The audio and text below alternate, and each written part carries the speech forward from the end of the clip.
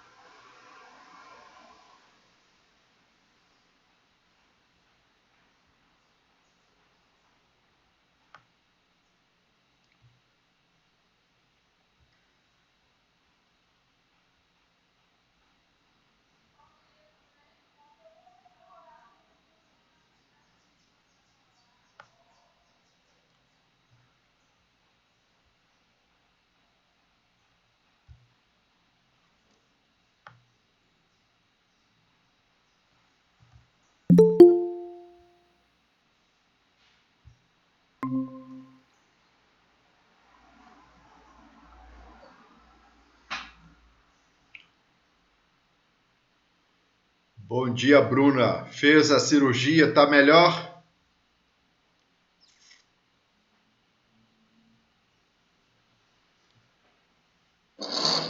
Eu vi lá no seu atestado apêndice, né?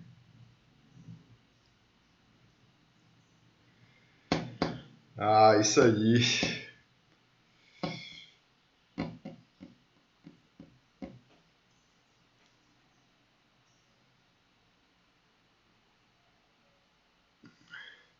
Pessoal, até agora eu passei para vocês duas apostilas, né? É uma com, salvo engano, 12 páginas e outra com 18, não é isso? Ou uma com 10 e outra com 18? Foi isso, né? Apostila 1 e apostila 2, né?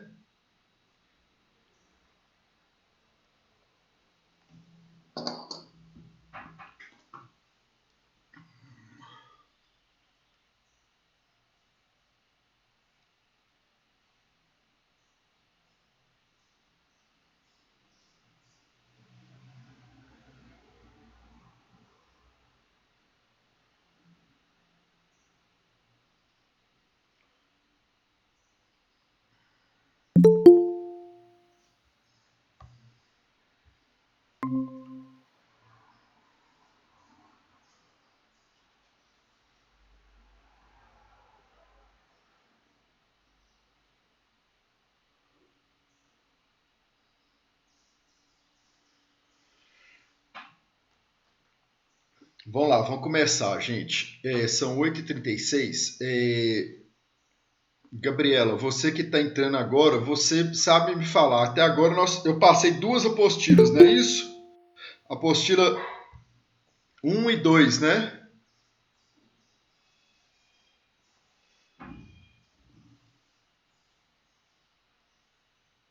Ok, beleza. É, uma apostila tem, eu acho que 10 páginas e a outra 18, não é isso? É mais ou menos isso. Então, eu estou perguntando por quê. A nossa prova ela vai ser feita, né? A nossa AV1 vai cair só essas duas apostilas, tá? É, é só assim, relativamente pouco, né? Não é muita coisa não, mas também não é pouca coisa demais não. Então, a AV1 vai ser bem tranquilo, vão ser 8 questões fechadas e duas abertas, tá? Num total de 10 questões, né? Nós já fizemos um trabalho que vai complementar a AV1. Depois que nós fizermos a AV1, eu vou passar um.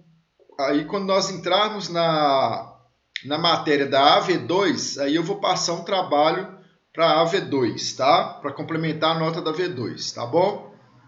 Então, tá bem tranquilo.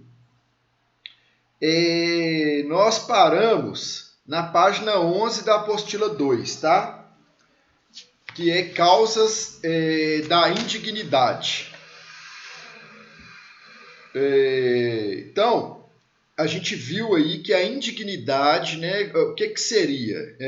Só para a gente estar revendo aí, né? A indignidade seria nada mais, nada menos, né, do que a pessoa não ter direito aí, né, ser excluída, né, da sucessão. Por algum motivo, né? Por algum motivo, né? Em razão de algum ato aí praticado pela pessoa, ela será consequentemente excluída aí da sucessão, né? Então, quais que são as causas, né, que levam a pessoa a ser excluída, né, da sucessão? Atentado contra a vida, né? Então, é desnecessária a condenação penal, né, gente? Então, isso é muito importante, né? Porque se ficar demonstrado ali, comprovado, a princípio, né, que houve ali o atentado contra a vida, consequentemente, ele vai ser excluído ali. Aí pode ser que, né,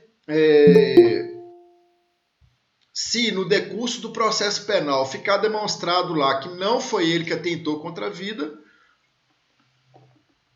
aí é claro que eventualmente pode haver uma reviravolta aí, tá? Mas a princípio é desnecessária a condenação penal, tá? Então, assim, gravem isso, tá? Porque pode ser uma questão aí cobrada em prova, né? Por que eu estou falando isso? Porque é uma questão que dá uma boa pegadinha, né? A vítima tem que ser o autor do herança, seu cônjuge, companheiro, ascendente e descendente, né? O excluído vai ser qualquer pessoa suscetível de herdar. Então, não precisa necessariamente também uma outra questão importante aí, que seja o autor da herança, né? Então, por exemplo, né, a pessoa, vão dar um exemplo aí, né? A Maria Flor, ela é filha da Maria Taioba com José das Couves, né? E ela é filha biológica aí só da Maria Taioba. E ela atenta aí contra a vida do José das Couves, que é o cônjuge da Maria Taioba, né? Ela pode ficar sem herdar as coisas da mãe, tá? Não necessariamente que tem que ser contra a mãe, não, que a mãe seja a autora da herança, tá? Tem os atentados contra a honra, né, gente? Atentado, então, primeira questão, atentado contra a vida, tá? Gravem aí, atentado contra a vida, desnecessária condenação penal. O atentado contra a vida pode ser a vítima, né? Pode ser para que haja aí a indignidade que possa gerar a exclusão da herança, né? A vítima pode ser o autor da herança, seu cônjuge, companheiro, ascendente e descendentes, tá? E o excluído é qualquer pessoa aí suscetível de herdar, tá? A segunda causa da indignidade é o atentado contra a honra, né? Então, denunciação caluniosa, né? Incorrer em crime contra a honra, a vítima vai ser aí o autor da herança, o cônjuge ou companheiro, né? E por fim, a terceira causa aí da indignidade é o atentado contra a liberdade de testar. É óbvio que existem pessoas que vão simular aí, né, essa questão da liberdade de testar. Vai chegar e vai falar, eu quero ficar com tal coisa. E às vezes faz o documento, faz um testamento e obriga a pessoa a assinar.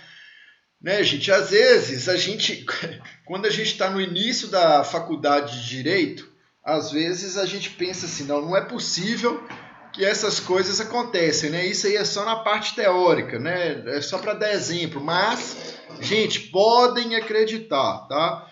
Quem aí já está fazendo estágio ou em escritório de advocacia ou até mesmo no fórum, já sabe disso que eu estou falando, que acontece de tudo, né? Há pouco tempo eu tive aqui no escritório uma senhora que estava cuidando de um senhor e assim, ela levou ele no cartório, né? Ela foi com ele no cartório, assinou lá um documento de união estável, né? O senhor era sozinho no mundo, né? Ele tinha uma irmã e essa irmã dele odiava ele. E ela assinou lá e tudo. E quando ele morreu, ela pegou a pensão. Aí, depois que ela fez isso aí, que ela conseguiu esse papel, ela foi embora, né? Largou ele lá, deixou ele a Deus dará lá. Quando ele veio a falecer, ela voltou. Aí ela voltou e apresentou, né, o documento de união estável, pegou pensão por morte, herdou a casa dele, né? E quando ela saiu, né, depois que ela assinou esse documento de união estável, nesse período, pouco período que ela ficou lá, ela pegou o cartão dele do banco, né, que ele recebia a aposentadoria dele, fez um empréstimo gigantesco, né, fez compras de vários móveis para ela. Então, quer dizer, foi uma pessoa assim que agiu com extremo sangue frio, né? Não levou ele no médico para fazer uma cirurgia, né? Ele tinha lá um documento falando que ele precisava fazer uma cirurgia de próstata, né? Que essa cirurgia ia influenciar diretamente, obviamente, né, gente,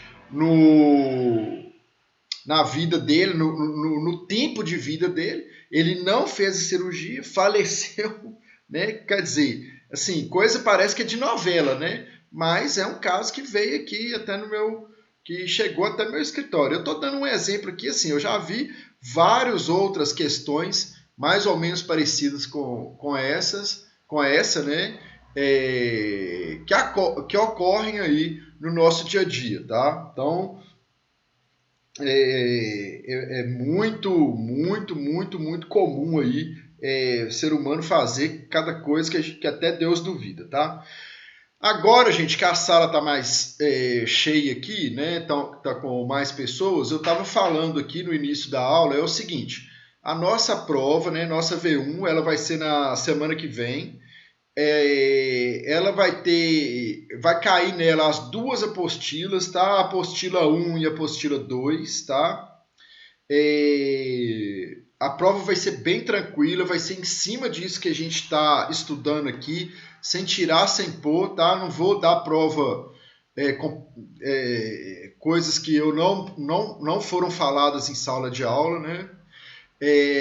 A prova vão ser 10 questões, 8 fechadas e 2 abertas, tá? É o padrão que a Senec recomenda. E eu gosto desse padrão, tá? Não é só porque a Senec recomenda, não. Eu acho que é adequado a gente dar 8 questões fechadas e 2 abertas.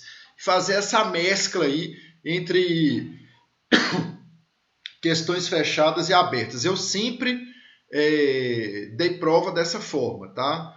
E é isso, a prova vai ser bem tranquila, vai ser em cima daquilo que a gente estudou até agora, tá? Uma outra questão é que depois que a gente, né, nós terminarmos a V1, aí eu vou passar uma apostila, uma terceira apostila, que hoje nós vamos finalizar essa aqui, né? Aí nós vamos iniciar a matéria da V2, né?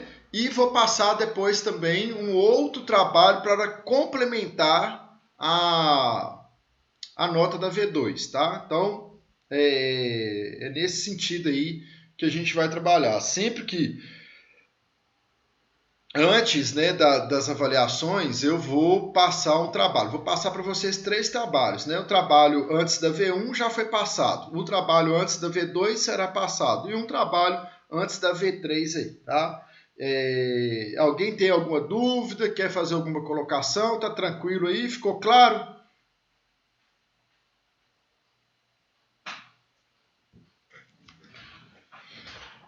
Então tá tranquilo. Então vamos continuar aí, né? Indignidade, ação própria, né?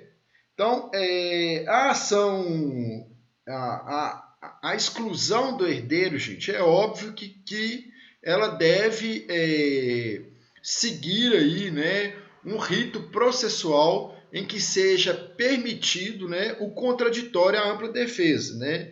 Por quê? Vocês imaginem, né, esse atentado contra a honra aqui, por exemplo, né? E também o atentado contra a liberdade de testar e até mesmo o atentado contra a vida, né? Pode ser que as circunstâncias ali levem a crer que tenha sido aquela pessoa, né? Que tenha, teoricamente, supostamente cometido um destes crimes aqui. Mas, às vezes, aí vai apurar, né? E consegue chegar à conclusão ali que não foi aquela pessoa responsável pelo crime, né? Ainda mais quando envolve essa questão de sucessão, é lógico que há muitos interesses, né? A depender aí da situação, há muitos interesses em jogo, né? Então, a depender da situação, a parte pode, alguém, né, pode querer, digamos assim, armar para uma outra pessoa, né? E falar, ó, fulano tá atentando contra a sua honra, tá falando isso, isso e isso, né? E aí na hora que for apurar ali, né, no crivo do contraditório e da ampla defesa, essa pessoa que está sendo acusada pode ser que ela comprove que ela não está agindo daquela forma ali que está sendo noticiado, né, gente? Isso aí é plenamente possível, tá? Então, o artigo 1815 do Código Civil, olha o que ele fala. A exclusão do herdeiro ou legatário em qualquer desses casos de indignidade será declarada por sentença, né? Então, sempre que for declarada por sentença, significa o quê? Que passou por um processo, né, gente? Passou sobre o crivo do contraditório e da ampla defesa, tá? Então, é nesse sentido aí. Para a prova, gente, eu também, que eu tenho falado com vocês aqui desde o início dos nossos encontros, né, das nossas aulas, né? Leiam a lei seca, tá, gente? Isso aí eu falo, não é só para a minha disciplina, tá? Leiam a lei seca aí sempre, sempre, sempre, em todas as disciplinas, porque tudo, né, tudo, no frigir dos ovos, tudo decorre da lei seca. Então, a gente tem que pegar o hábito de estudar a lei seca aí. E, sobretudo, eu falo isso, sobretudo, para quê? Né? Visando aí, principalmente, a segunda etapa de exame da OAB, tá, gente? Por quê? Quando vocês chegarem lá no final do curso, no exame, para vocês fazerem lá o exame da OAB, se vocês tiverem o hábito de manusear aí o código e tal, aí se, por exemplo, né, por isso que eu estou falando, de todas as disciplinas. Eu vou fazer direito penal. Então, você tendo aí o hábito de manusear, pode ter certeza, gente, nisso que eu estou falando aqui, tá? Você vai encontrar ali aquilo que você quer, né? Você vai ler lá o enunciado da questão e você vai saber direitinho aonde procurar no código. E isso aí, você pode ter certeza que vai te dar um grande fôlego, né? Por quê? Eu sempre falei isso, né? A segunda etapa da OAB, principalmente, né? A segunda etapa, ela sobretudo, né? É mais do que uma questão técnica, de você ter o conhecimento técnico. É óbvio que você tendo conhecimento técnico, você consequentemente vai conseguir fazer a prova com um emocional melhor e vai também conseguir fazer a prova mais rápida, né? Mas você sabendo aonde buscar as respostas e tal, você vai conseguir ganhar tempo e vai estar ganhando tempo, você vai estar emocionalmente melhor. Por quê que eu estou falando isso? Que eu vejo que muita gente, às vezes, tem o conhecimento técnico, mas não tem o emocional, aí se perde ali na hora de procurar e tal, perde muito tempo, alguma coisa nesse sentido, fica nervoso e acaba não conseguindo fazer uma boa prova, né? E é reprovado, tá? Então, essa questão de saber manusear bem o código aí, podem ter certeza, né? Influencia numa boa prova lá, tá? Então, gente, a indignidade, ela é uma ação própria, como a gente viu, né? O rito é ordinário. O que significa isso? O rito comum, né? Vocês já devem ter aula de processo, né? Como que funciona hoje o rito comum? Petição inicial, audiência de conciliação, não houve conciliação ali. Essa audiência de conciliação, teoricamente, né, há uma discussão, mas na prática a gente está vendo que todos os juízos, você pode falar o que for lá na petição inicial. Por que eu estou falando isso? Porque hoje em dia a gente tem que informar na petição inicial se a gente deseja ou não fazer a audiência de conciliação, se deseja ou não fazer a audiência de conciliação. E muitas vezes, embora o autor ali informe que não quer fazer audiência de conciliação, o juiz está designando, não quer nem saber, né? Então, você entra com a petição inicial, designa a audiência de conciliação, não deu acordo, abre o prazo de 15 dias para contestar, né? Contestou, aí abre um prazo para impugnar, que é de 15 dias, né? A réplica. Depois da réplica, intima para especificação de provas, né? Que aí tem juiz que concede o prazo de 5 dias, tem juiz que concede o prazo de 10 dias, 15 dias. Feita a especificação de provas, designa a audiência de conciliação, instrução e julgamento na pauta do juiz, né? Se teve acordo ali, beleza. Se não teve acordo, vai para a sentença, né? Se não houver necessidade da produção de outras provas. Então, segue este rito que foi falado aqui, tá? O juízo competente é o juízo do inventário, tá, gente? É o juízo do inventário. Então, porque nós estamos falando aqui de causa de indignidade. Aí é óbvio, né? Eu vou perguntar aqui, eu vou fazer uma pergunta, né? Alguém sabe por que é o juízo de inventário? Que é o juízo competente para julgar a causa de indignidade?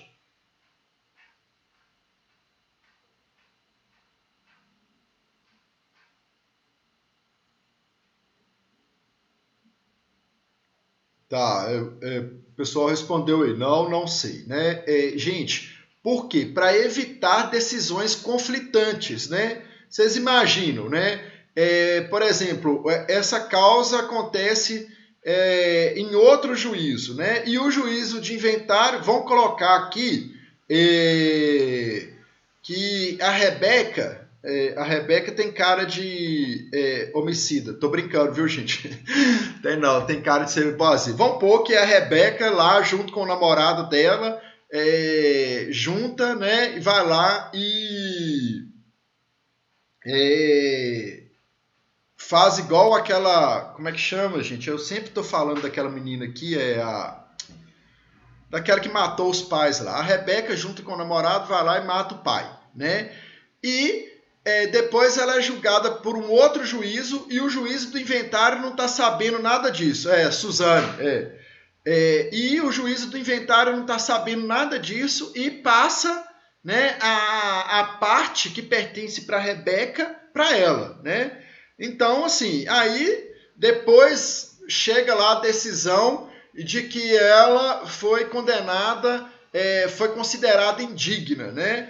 Aí o juiz do inventário vai falar, nossa, mas eu já passei, né? Eu já homologuei aqui a parte para ela. Aí pode ser que ela já tenha gastado aquilo tudo. Então, é uma questão que, inclusive, né, gente, vai poder fazer aí até o pedido de suspensão do inventário, né? Vai falar assim, ó, suspende esse inventário aí, né? Até a solução dessa questão aqui, até nós decidirmos se a Rebeca vai ser ou não considerada indigna, né? Aí, beleza. Se ela for considerada indigna, ela será automaticamente excluída do inventário. Se não, aí ela vai ser considerada, vai receber a parte ali que lhe cabe, tá? Entenderam? Ficou claro isso aí? Tá? Então, a legitimidade ativa, tá, gente? Quem que pode mover a ação de indignidade, né?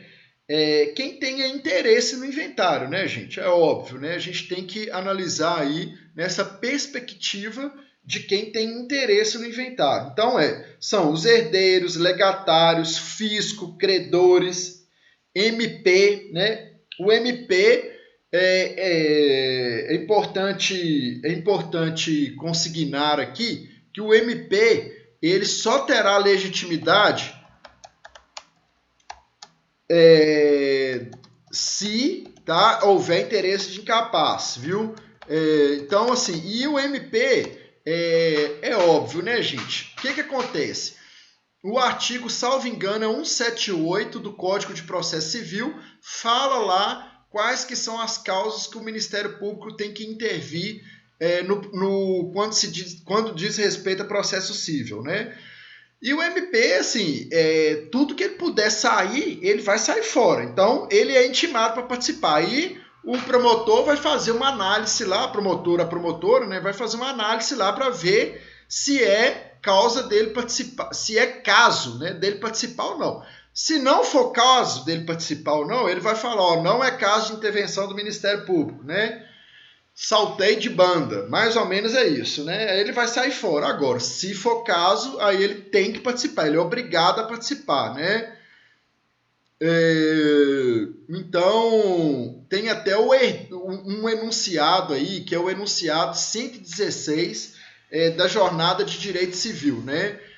Que fala esse enunciado? Ó, o Ministério Público, por força do artigo 1815 do Código Civil, desde que presente o interesse público, tem legitimidade para promover a ação visando a declaração da indignidade de herdeiro ou legatário, tá?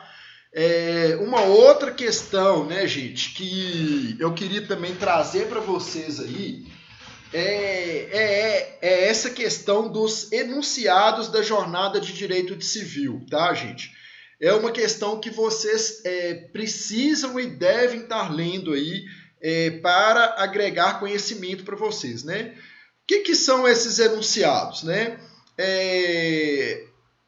Uma vez aí, a cada 2 anos, se reúnem, né, alguns representantes do Poder Judiciário, né, geralmente são de cortes superiores, né, do STJ, sobretudo, né, e os principais doutrinadores do país, né, do ramo do direito civil, para discutirem aí questões polêmicas, né, questões que estão sendo tratadas, questões que estão dando muita divergência, né, nos nossos tribunais, na prática, né.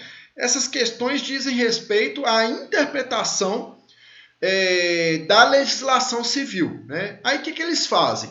Eles pegam, estudam, analisam essas questões e fazem ali um enunciado. Então, por exemplo, esse enunciado aqui, 116, que fala que o Ministério Público tem legitimidade aí para propor a ação de indignidade.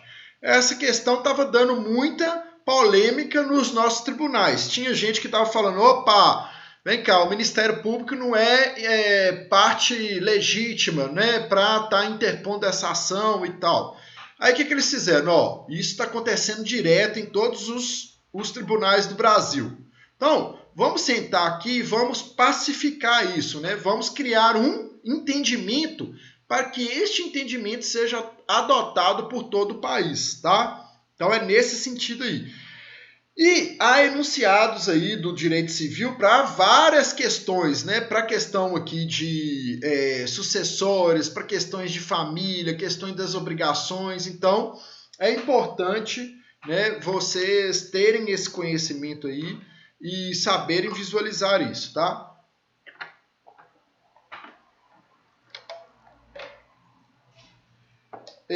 A legitimidade passiva, né? Quem que vai poder estar aí no polo passivo da ação?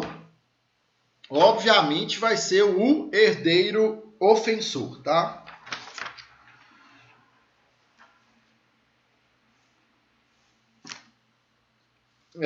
Agora passando aí para a página 12 da nossa apostila, né? Tem uma jurisprudência aí do STF, ó, vou ler ela, tá? Antes da jurisprudência tem o prazo decadencial, né? 4 anos da abertura da sessão, da sucessão, né? E a exceção é herdeiro menor, né? Então, gente, olha que interessante. Isso também, né, tem um prazo decadencial, é lógico, né? Porque senão isso aí não pode durar para sempre, né? Então, o prazo aí são de 4 anos, né? Da abertura da sucessão. Então, abriu ali o inventário, teremos aí um prazo de 4 anos para suscitarmos essa questão, tá? A exceção é do herdeiro menor, né? Porque tratando-se aí de herdeiro menor, obviamente vai ter aí um prazo maior, né? Aí isso é tratado no artigo 198 do Código Civil. Eu vou ler o artigo aqui, peraí. Estou abrindo aqui.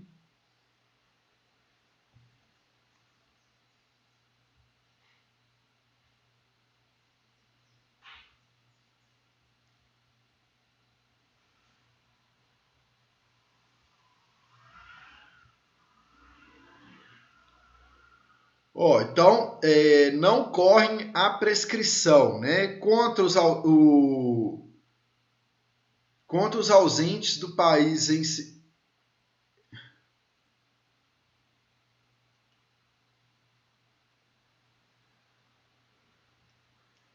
Na verdade, aqui, provavelmente eu coloquei errado esse artigo 198 aqui, tá? Deve ser o artigo 197.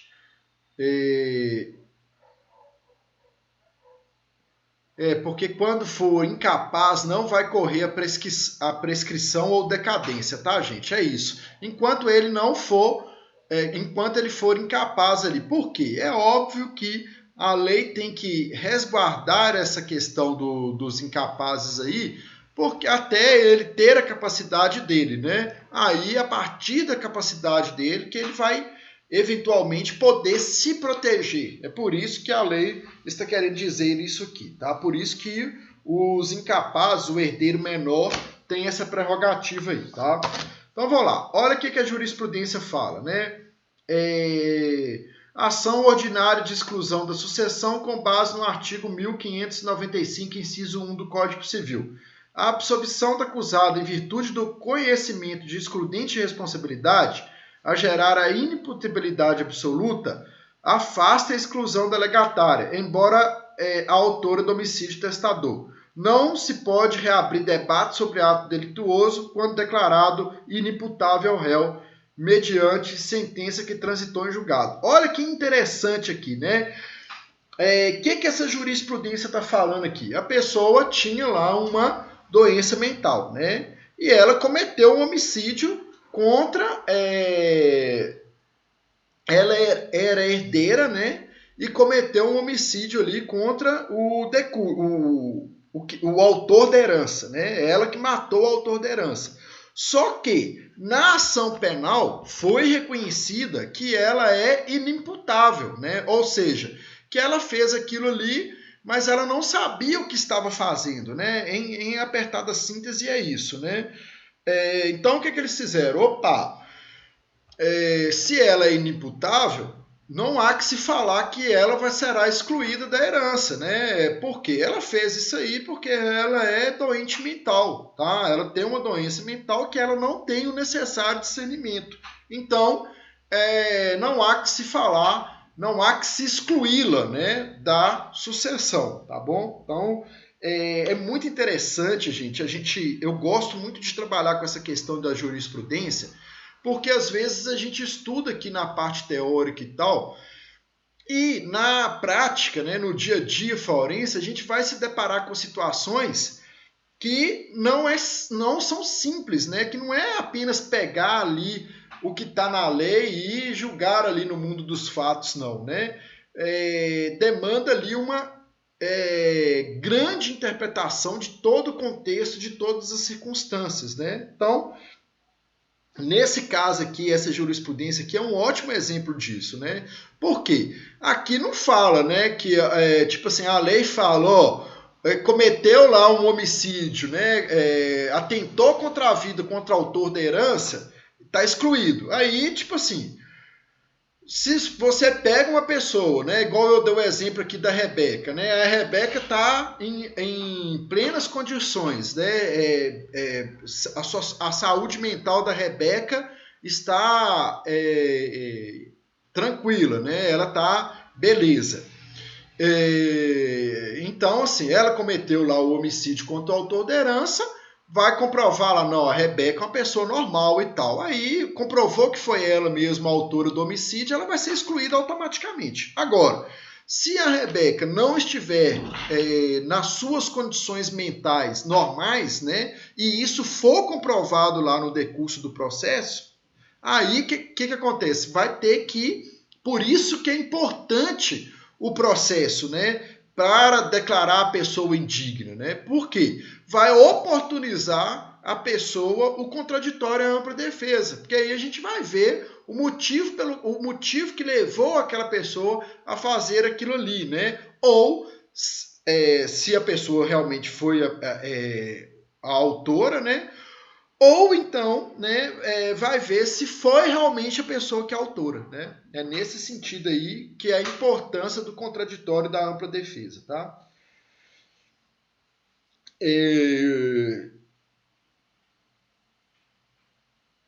Indignidade, aspectos relevantes, né? As hipóteses são número clauses, né? Vocês sabem o que significa isso, gente? Estou fazendo a pergunta de novo. Vocês sabem quando fala que é número clauses?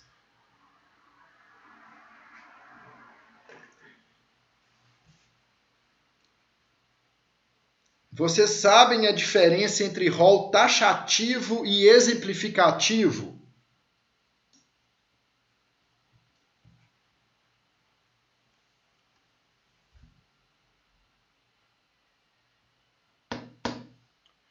Ninguém respondeu, né? Então, ó, o número clauses é quando o rol é taxativo, tá? Ou seja, ele não comporta uma interpretação extensiva, tá?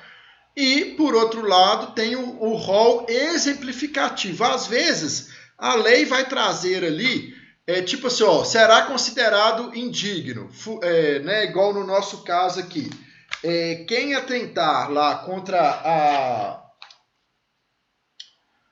a vida, contra a honra e contra a liberdade de testar. São essas três hipóteses e pronto, tá? Acabou, né? Aí falar assim, atentou contra não sei o quê. Não, né? Não é uma dessas três hipóteses aqui, não há que se falar em indignidade, tá? Agora, se falasse aqui, ó, esse rol é apenas exemplificativo, aí outras hipóteses, né, poderiam vir à tona aqui. É muito importante, viu, gente? E assim, até me surpreendeu um pouco vocês não saberem essa diferença entre rol exemplificativo e taxativo. Isso é muito importante, viu, gente? Tá tudo bem aí, gente? Tá dando para acompanhar? Tá beleza? Tá tranquilo?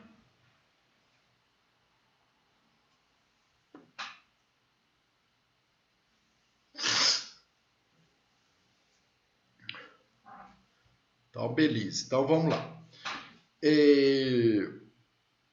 Não se exige a condenação criminal, contudo, né, a sentença absolutória criminal impede a decretação de indignidade no juízo sucessório.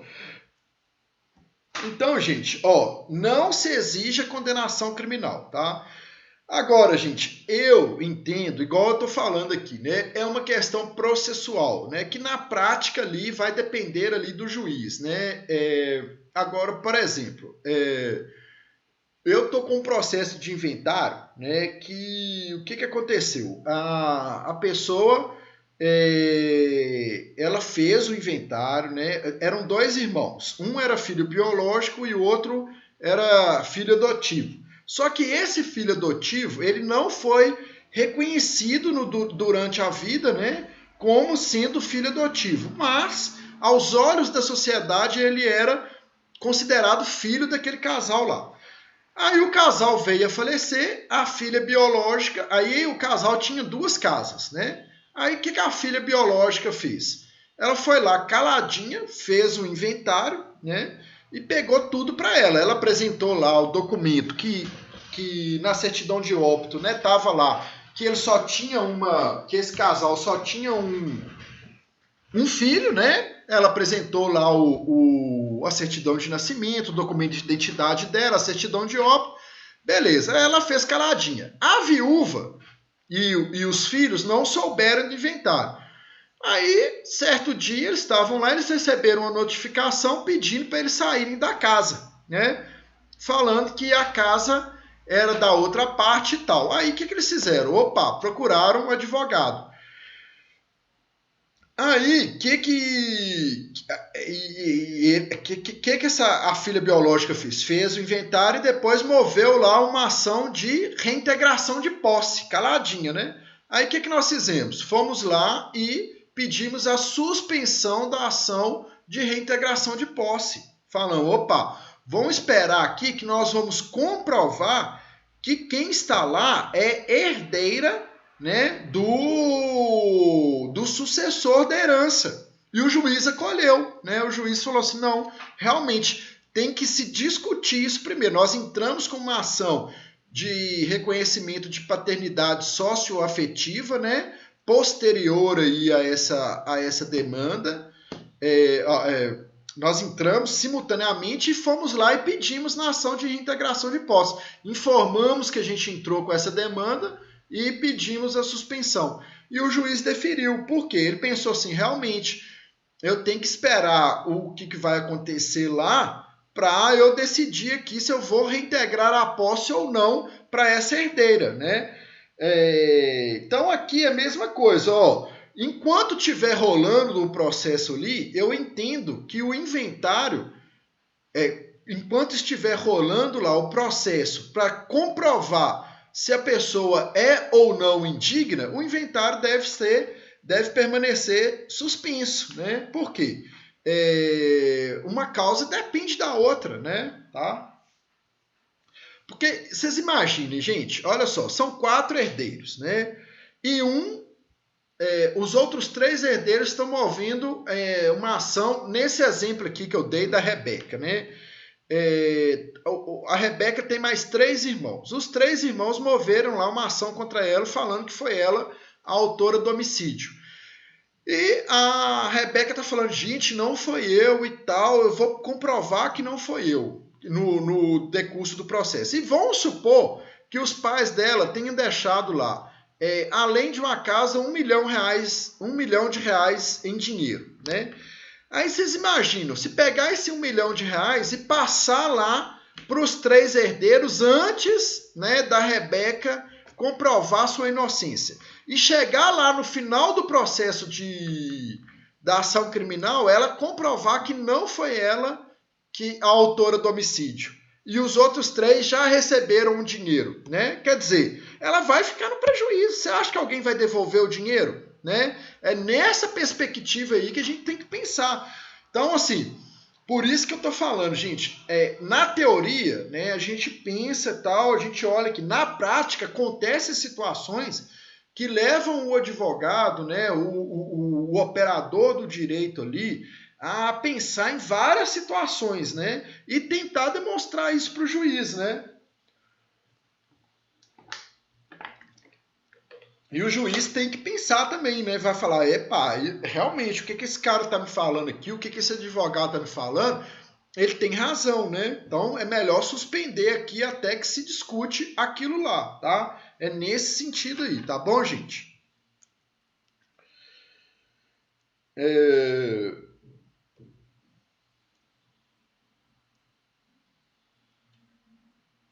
Então é necessário que seja proferida a sentença, né, gente? A sentença aí é óbvio, né? Aqui não se está falando, não, mas é lógico que é necessário ter. A sentença tem que estar transitada em julgado, né? Porque, por exemplo, nesse caso aqui, né, vamos voltar no exemplo da Rebeca aqui.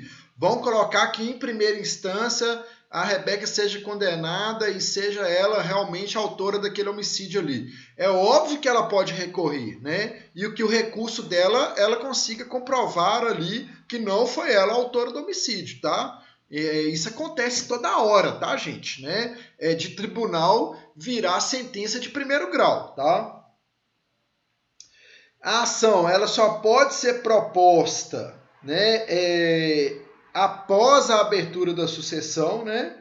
E efeito pessoal e retroativo à data da abertura da ação, né? Então, isso aqui é até para garantir aí o direito dessa pessoa que está sendo acusada, né? É lógico que, igual nesse exemplo aqui que eu dei da Rebeca, se o juiz lá não acolher, né, o argumento de suspensão do processo, né, e tocar lá o inventário, dividir os bens e manter ela excluída lá e falar assim, ó, não é necessário que haja uma condenação, eu já vou fazer o inventário aqui e já vou partilhar. Agora, se a Rebeca comprovar lá que não foi ela, né, que ela não é indigna, aí vai retroagir a volta aqui e estes bens, né, o quinhão dela, o que é a parte dela vai voltar para ela, né? É isso que está falando aqui, tá? O efeito é ex tunc, ou seja, é retroativo, tá bom? Vocês entenderam aí, gente? Tá claro, tá beleza, tá tranquilo essa parte aí?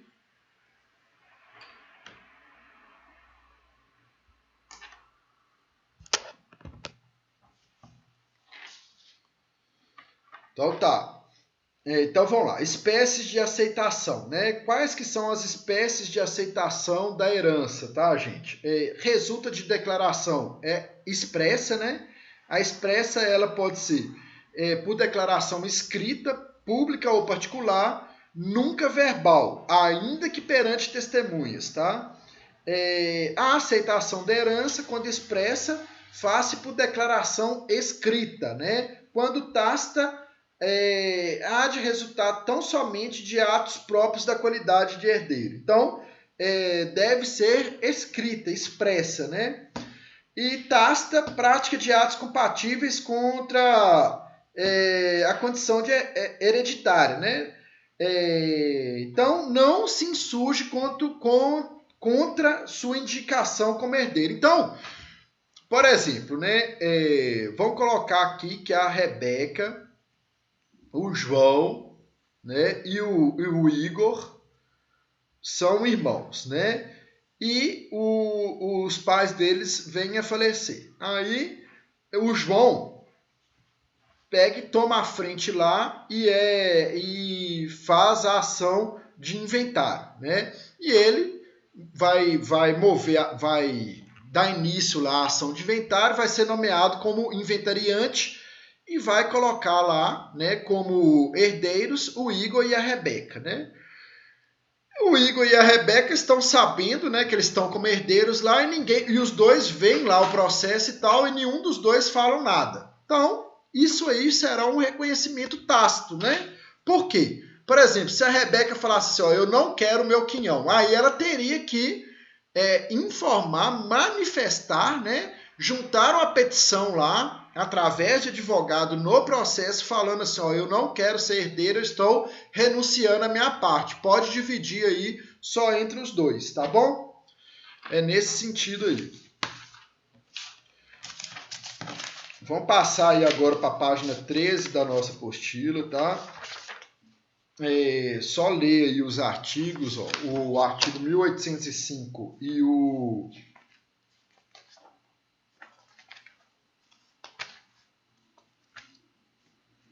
artigo 1805 aí do Código Civil, ó.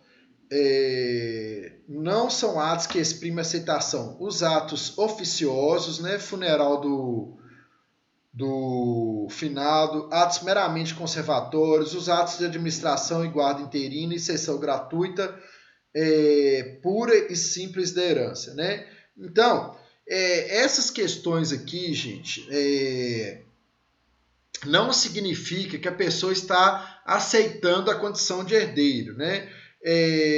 Então, nesse caso que eu dei aqui, pode ser que a Rebeca tenha feito lá, ela que tenha sido a responsável por organizar o funeral dos pais, né? E o João e o Igor não fizeram nada. Foi só a Rebeca lá que tomou a frente e fez lá o funeral, e pode ser que ela que tenha ficado ali na administração dos bens e tal. Mas, na hora que ela tomou conhecimento lá da ação de inventário, nada impede, né, que ela tenha, que ela renuncie, que ela fale, ó, não, eu não quero, tá?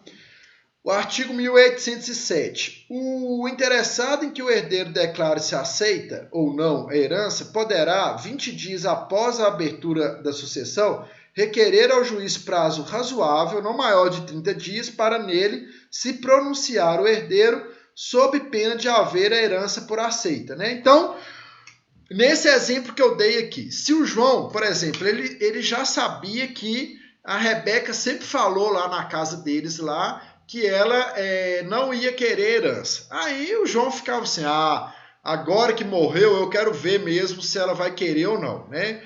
Aí ele pode ser que ele lá na ação, ele fala assim, ó, faz um requerimento lá pedindo que a Rebeca seja intimada, né? Para dizer expressamente se ela vai aceitar ou não a herança, né? Aí o juiz ele vai explicar lá, ele vai ter que dar motivos, né? Por que ele está fazendo esse requerimento. Aí o juiz vai ler lá e vai falar assim, não, realmente o que ele está falando aqui tem razão, essa menina tem que dizer se aceita ou não. E faz um requerimento lá para saber, né? Para comprovar. Aí ó, eu vou mandar intimá-la, né, para comprovar se ela vai querer ou não. E ela é intimada. Se ela se manter silêncio, aí ele vai falar, ó, o que o juiz vai fazer? Intime-se a Rebeca para, no prazo de 30 dias, informar se ela aceita ou não a herança, né? Aí a Rebeca vai, nesse prazo de 30 dias, o que ela pode fazer? Informar que aceita, informar que não aceita. Se passar esse prazo sem ela se manifestar, vai ser considerado que ela aceita, tá? Então, vamos dar um intervalo agora, gente. São 9h25. Aí a gente volta às 9h45, tá? Vamos dar um intervalozinho aí de 20 minutos, porque eu vou falando, aí eu vou cansando, né? Aí a gente volta aí nessa página 15, tá? Desculpa, na página 13, tá bom? Na aceitação obrigatória. A gente vai voltar nessa parte aí, tá? E só para falar para vocês que agora eu resolvi o problema do vídeo aqui e eu estou gravando a aula, né? E vou disponibilizar o vídeo gravado, né? Agora com imagem e som lá no canal do YouTube, tá?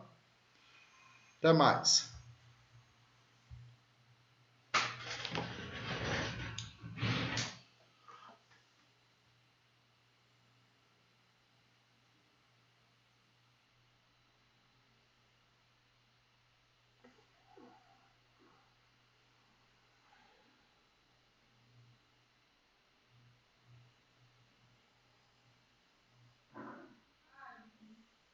Oi.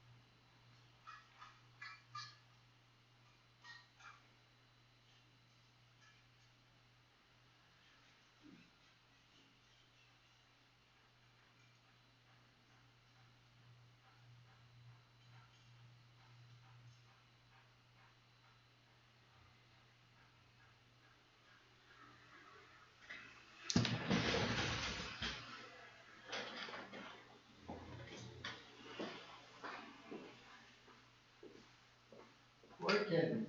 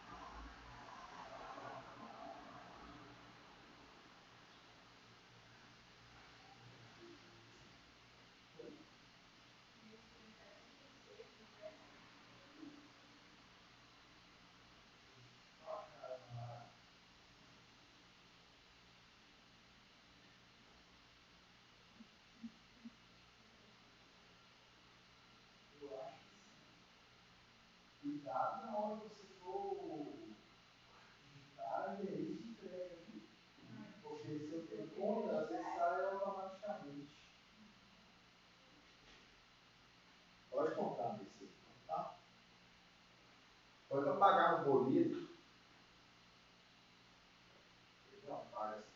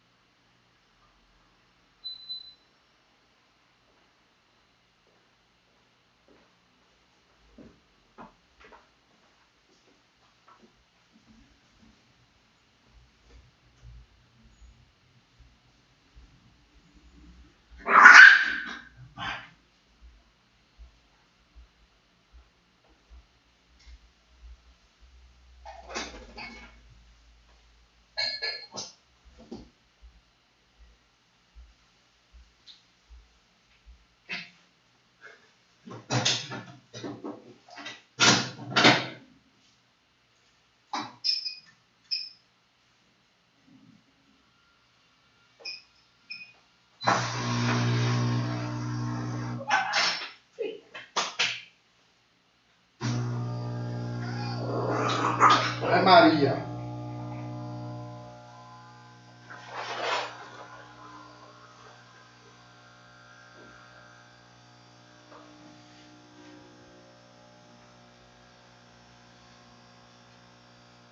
Beleza.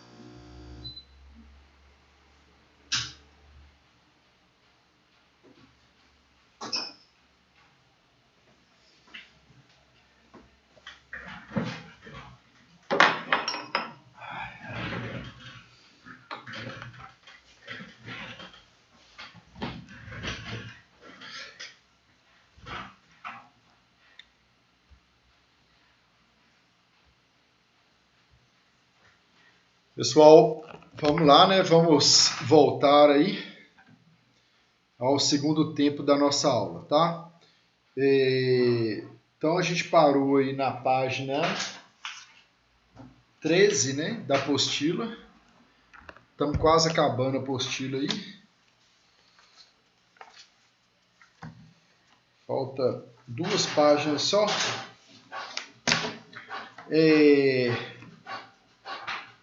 Aceitação obrigatória, né? Então, o que fala o artigo 1813 aí, né? Quando o herdeiro prejudicar os seus credores renunciando à herança, poderão eles, com autorização do juiz, aceitá-la em nome do renunciante, né? Então, gente, isso aí foi um mecanismo criado pelo legislador aí para evitar, né, que o herdeiro renuncie à herança propositalmente, né, com a intenção de prejudicar ali os seus credores. Então, o que o legislador fez? quando o herdeiro, né, com o intuito de prejudicar aí os credores, ele renunciar à herança, isso é comum, é lógico, né, gente? O herdeiro pensa, né, nesse exemplo que eu dei aqui, o João, o Igor e a Rebeca. A Rebeca tinha uma loja e estava devendo lá horrores, né?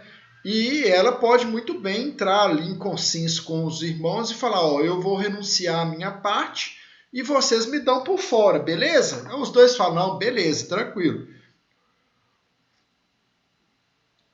Aí os credores, sabendo dessa questão, né, sabendo que ela está renunciando à herança, eles podem falar assim, opa, ela deve horrores aqui, deve a gente e tal, então vamos fazer o seguinte, vão aceitar a herança no nome dela, né? Vão fazer com que a parte dela não seja dada, concedida, entenderam? É nesse sentido aí, tá?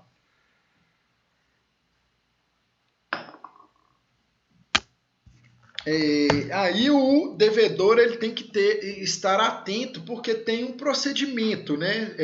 Tem um procedimento, uma formalidade a ser seguida, né?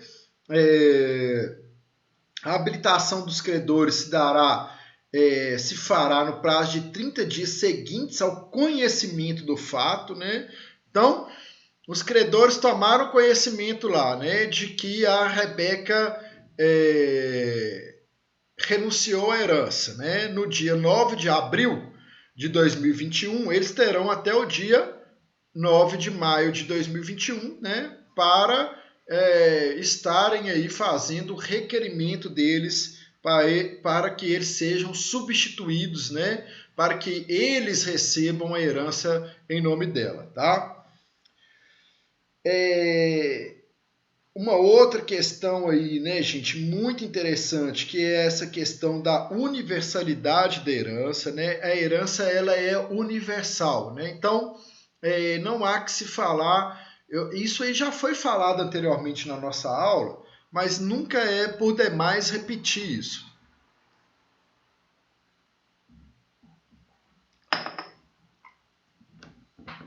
A questão aí da universalidade da herança. Igual foi falado, a herança, gente, em algumas oportunidades, ela não é só o lado bom, não, né? Então, assim, a herança pode ser o ativo e o passivo. E vocês imaginam, né? Se pudessem renunciar aí parte da herança, né? Ou aceitar parte da herança, lógico, é óbvio que as pessoas olhariam aqui, falassem, ó, eu renuncio às dívidas, né? Claro, né? Todo mundo faria isso. Então, pensando nisso, o que eles fizeram? Ó, a herança vai ser universal. Ou você aceita o todo, ou você não aceita nada. Não tem meio termo aqui não, né? Tá bom? Efeitos da indignidade. Quais são? A gente viu as causas da indignidade. O que pode? Quais as questões, né, que podem ser suscitadas para declarar alguém indigno, né? Agora a gente vai ver as consequências da indignidade, né? Então, quais que são as consequências aí? Quais são os efeitos, né, da indignidade? Exclusão do herdeiro sucessível, né? Caráter de pena é personalíssimo, ou seja, gente, é óbvio que, né, no exemplo que eu dei lá, né, considerando lá que a Rebeca foi responsável lá pelo homicídio dos pais e foi declarada indigna. Aí vão considerar que a Rebeca tem um filho, né? É lógico que o filho da Rebeca vai entrar aí na linha sucessória? Vai, né? Ele tem alguma coisa a ver com o homicídio que ela praticou? Não, nada, né? Então, é claro que ele vai entrar na linha sucessória e vai receber a parte dele, tá? Por quê? A indignidade, ela tem caráter personalíssimo, e isso tá certo, né, gente? Cada um que deve responder aí pelos seus atos. Não pode os atos da Rebeca ser extensivo a outra pessoa, né? Ao seu herdeiro, por exemplo, tá bom? É nesse sentido aí, né? Então, ó, vamos ver o que fala aqui o artigo 1816, né? São pessoais os efeitos da exclusão, os descendentes do herdeiro excluído sucedem como se ele morto fosse antes da abertura da sucessão. Então, é exatamente isso que eu falei aqui, né? Se ela tivesse um filho, os filhos dela irão sucedê-la, né? Tá bom? O artigo 1817, vamos ler aqui o artigo 1817 agora, dando continuidade aí à nossa apostila. Ó, são válidas as alienações onerosas de bens hereditários a terceiros de boa-fé e os atos de administração legalmente praticados pelo herdeiro antes da herança de exclusão. Então, gente, é lógico que, né, igual foi falado aqui, às vezes vai descobrir ali alguma situação no curso do inventário, né? Então, nesse exemplo aqui que eu dei da Rebeca, né? Tá pegando a Rebeca para Cristo hoje, né? Vou colocar que, a princípio ali, né, quando da morte dos pais dela, ela não era suspeita, ninguém nem desconfiava da Rebeca, né? A Rebeca lá, de óculos, com essa cara de intelectual dela, o pessoal falava, né? Nossa, essa aí nunca faria isso, né? Aí, abriram lá a sucessão e tal, fizeram o inventário e assim, falaram, ó, a gente está aqui num acordo, já tem o plano de partilha aqui, Rebeca vai ficar com tal coisa, eu vou ficar com tal coisa, Ciclano com tal coisa. Já está decidido aqui, então vamos aí administrar. Vamos indo na administração nesse sentido aqui. Depois o juiz só vai formalizar. Aí vamos considerar que a Rebeca tenha ficado lá com o carro, né? Aí ela pega e vende esse carro. Vende esse carro e a pessoa que comprou de boa fé, né? Falou assim, não, a Rebeca é uma pessoa conhecida e tal, né? Não desconfie de nada. E comprou ali de boa fé. Aí depois, no decurso lá do inventário, aí surge essa suspeita de que a Rebeca tem cometido lá o homicídio, né? É claro, gente, que essa pessoa que comprou de boa fé, né? Ela não pode ser prejudicada em razão dessas questões. Então, é isso que está falando aqui, tá? E tem também, né, gente, depois aí, a possibilidade de reabilitação, né? Aquele que incorreu em atos que determinam... Aí vão... Deu para entender essa questão aí do artigo 1817, tudo? Tá tudo certinho, tá tudo indo bem aí, tá tranquilo até agora?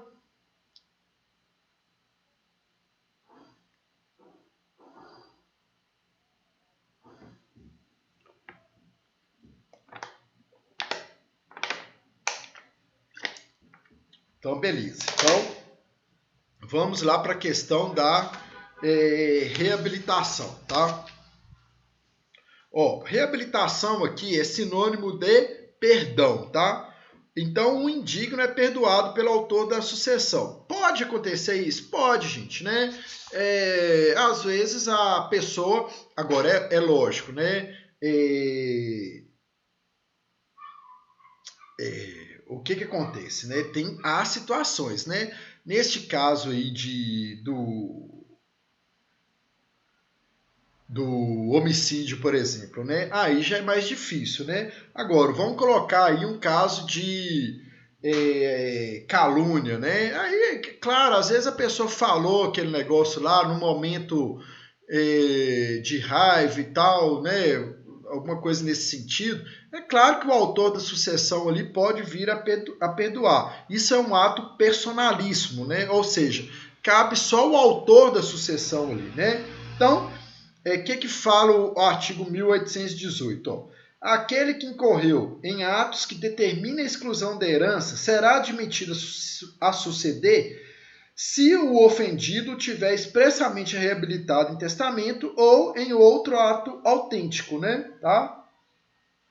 Não havendo reabilitação expressa, o indígio contemplado em testamento do ofendido, quando o testador, ao testar, já conhecia a causa da indignidade, pode suceder no limite da disposição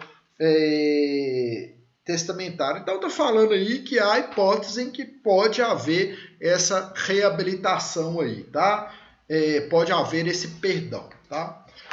Então, gente, nós chegamos aí ao final, né, da nossa segunda apostila, tá? Como eu disse, né, a prova vai ser a apostila 1 e a apostila 2, né? Nada mais, nada menos, tá? Não, a prova vão ser 10 questões, tá? 8 questões fechadas e 2 questões abertas, tá bom? E é isso, né? A gente encerra aí essa primeira parte, né, da nossa disciplina antes da V1, tá? O trabalho, né? Nós tivemos um primeiro trabalho aí. Esse trabalho ele vai complementar a prova da V1, né? Tem a Senec faz a divisão aí entre tem a pontuação própria para o trabalho, né? E igual eu falei, sempre entre a V1, a V2 e a V3 eu vou dar um trabalho. Nós teremos 3 trabalhos então, né? Ao longo do semestre aí, tá? Alguém quer tirar alguma dúvida, quer fazer alguma colocação aí, quer perguntar alguma coisa a respeito da prova? Tá tudo certo? Tá tudo tranquilo?